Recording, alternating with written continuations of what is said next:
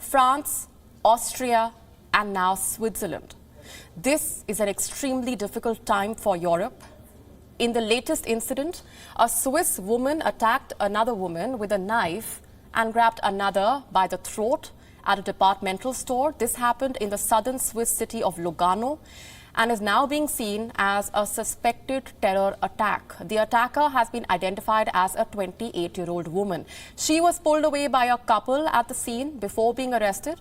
The Swiss police is saying that the suspect was apparently known to the authorities from an investigation into quote-unquote jihadist terrorism in 2017. According to them, the woman wanted to travel to Syria that very same year but was stopped at the Turkish-Syrian border.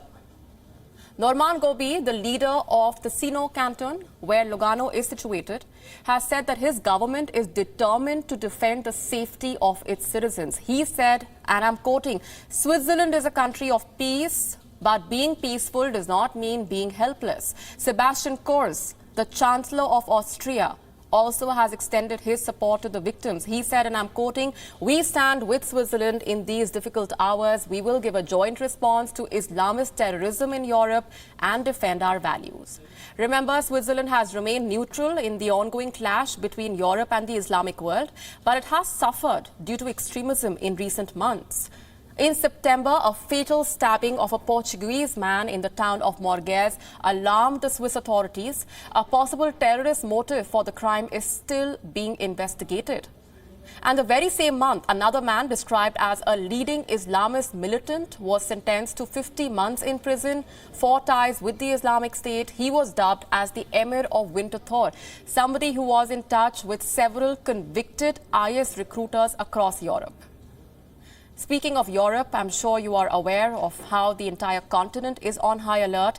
Due to the rising acts of terror, several European nations have suffered due to terrorism in recent months. In France, a total of 8 major terror-related incidents have taken place in the last 10 months. They range from the ramming of cars to the stabbing and shooting of policemen to the beheading of a teacher and a churchgoer. The French government is cracking down on individuals who may have extremist tendencies but is facing a backlash as well for doing so. So is Austria. On the 3rd of November, a group of attackers opened fire at civilians at 6 different locations in Vienna. 5 people were killed, several others were injured. The Austrian government has been fierce in its response. The Austrian Chancellor has vowed to root out the radicals. Addressing the nation earlier this month, he said the attacks reflected hatred for their way of life. You have to listen to this.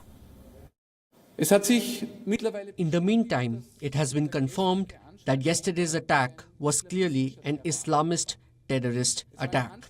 It was an attack of hatred. Hatred for our basic values, hatred for our way of life, hatred for our democracy, where all people are equal in rights and dignity. Thousands of miles away in Australia, some bold decisions are being taken to put an end to the menace. The Australian government has cancelled the citizenship of an Algerian-born Muslim cleric who was convicted of leading a terrorist cell that planned to bomb a football match in Melbourne. The case dates back to 2005. The man goes by the name of Abdul Nasir Benbrika. He is now the first person to be stripped of his citizenship while still in Australia. I'll leave you with this strongly worded statement by the Australian Minister for Home Affairs. In this instance, he spoke about thousands of Australians being killed, and that's what he advocated at the time. He was convicted, obviously, in relation to those matters, and it doesn't matter who it is. If it's a person that's posing a significant terrorist threat to our country, then we will do whatever is possible within Australian law to protect Australians, and that remains our priority. And in relation to Benbrika, we're taking action in the court at the moment that we believe will give us the best opportunity to keep Australians safe.